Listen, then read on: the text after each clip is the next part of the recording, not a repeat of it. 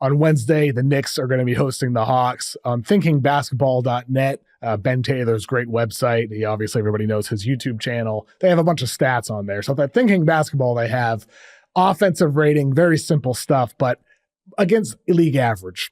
The Knicks, 8.8 points better than the league average for offensive rating. That's number one in the NBA. Their defensive rating, though, is 1.4 points worse than the league average. Jason, do you think the Knicks defense can reach a point that they can seriously contend?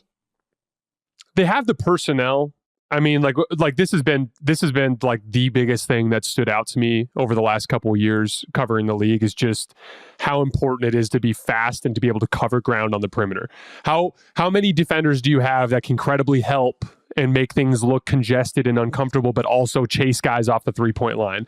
How well are they? How well can they operate in rotation? Those kinds of situations, right? And like, to me, just a lot of guys have been underachieving. Like Mikal Bridges just hasn't been guarding as well as he's capable of. Like the Josh Hart and OG Anunoby as well. They've been a little bit hesitant to switch as much as I think they're capable of too, which has made things a little harder on some of their guys. But I do think that, like I was talking about earlier with the Pelicans and Zion as it pertains to Cat, I think it's possible to put together a coherent defense based on perimeter play rather than just anchoring things at the rim. You just have to be really sharp there. And I think in a lot of ways, they're a victim of their own success in the sense that they've just been scoring like you wouldn't believe. Like everything that you would have dreamed about putting really good offensive players around Jalen Brunson and turning this into more of an equal opportunity offense has come to fruition, and putting a real pick and pop big next to him. All of that has worked so well that I don't think they've been incentivized to really polish things up on defense, but inevitably they're going to run into a stretch of games where the schedule kind of forces them to. I do think we'll see better defense out of the Knicks in the long run. You mentioned Jalen Brunson, the more equal opportunity offense, the pick and pop attack with Cat, and all that's been sensational.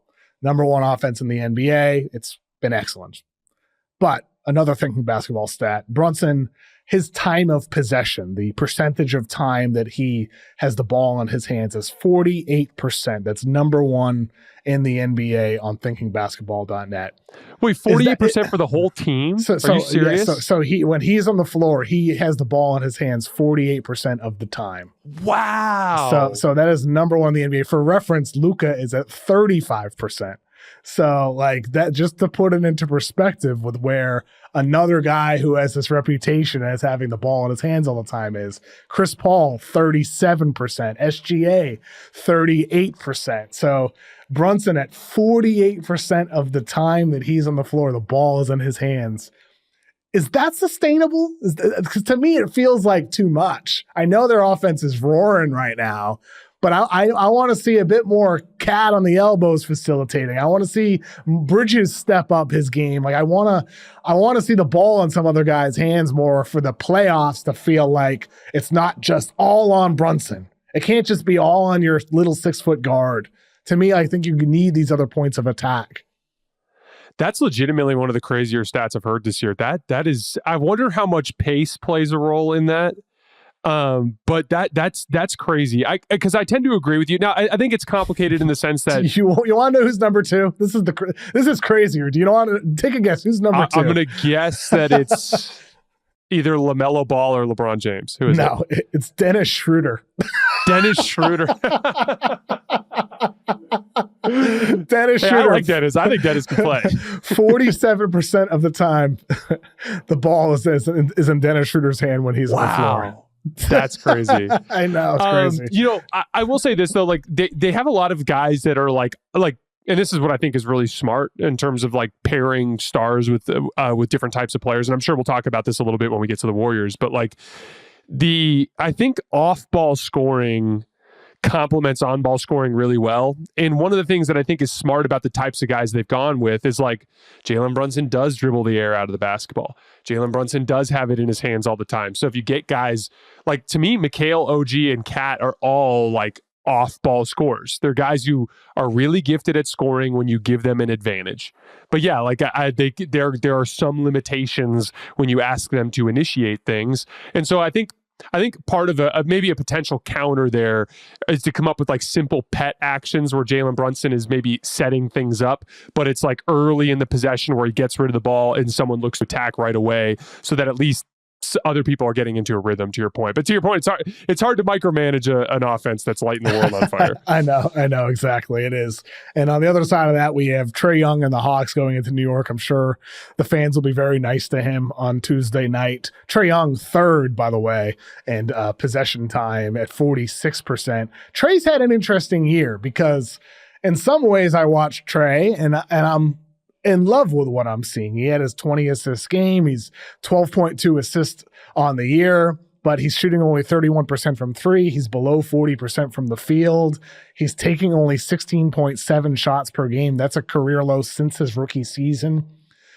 What are your thoughts on this evolution of Trae Young with him passing more, shooting less efficiently, but still having that dynamic playmaking ability?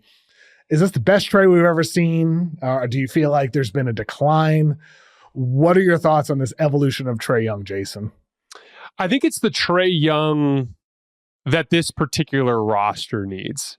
This team actually reminds me a lot of the Clippers in the sense that you lose a second star, right? Of obviously DeJounte Murray, Kawhi Leonard, very different types of players, but same general idea.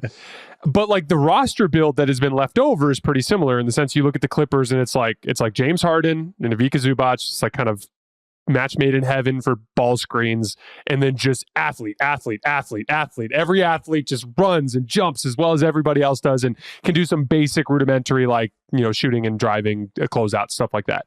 In Atlanta, it's the same thing. It's like you have Trae Young, you have Clint Capella, the same kind of like pick and roll duo that's got all this chemistry over the years, and then it's just athlete, dudes who run the floor, and like it's almost the perfect fit with Trae in the sense that like you know how it is with Trae compared to like the rudimentary playmakers in the league, where like Trae's really good at like kick ahead passes, lob passes, hitting cutters along the baseline. So it's actually like a really perfect fit to have him as like this passing fulcrum around all these athletes. And similarly to James Harden, on a team that is lacking offensive skill, that is going to rely on him to take a lot of iffy shots, James's efficiency has gone down a little bit, but the team has been playing pretty well. And that's kind of the way I look at it with the Hawks, where it's like, yeah, his efficiency is down a little bit, but this is a bunch of defensive-minded athletes and a bunch of guys who capitalize on everything that Trae does. And so even though his efficiency is down, the Hawks have looked feistier just because they, in terms of overall aggregate impact on both ends, they're actually better than they were last year. I think that's spot on. Trae is giving the team what they need. I felt that way last season. Last season, I thought was the best version of Trae that I had ever seen. It began to solve some of the criticisms I've had in the past with off-ball movement, defensive effort, and intensity. That got better. That has continued into this year, but this year is a little bit different because they need more from him as the creator, with DeJounte Murray not there anymore, and all these young guys who need a guy to create easy shots for them, and that's what he's doing. And they're playing feisty basketball. I like watching the Hawks this year, and Trae Young's a big reason for that. That 31-point game-winning shot he had against the Lakers with the 20 assists, that was an awesome game. Trae has been great. And despite, I think, the numbers, those should improve over the course of the season. I don't love the Hawks' chances in the NBA Cup, but, I mean, who knows? Maybe they have an upset against the Knicks and win a couple games. We'll see there.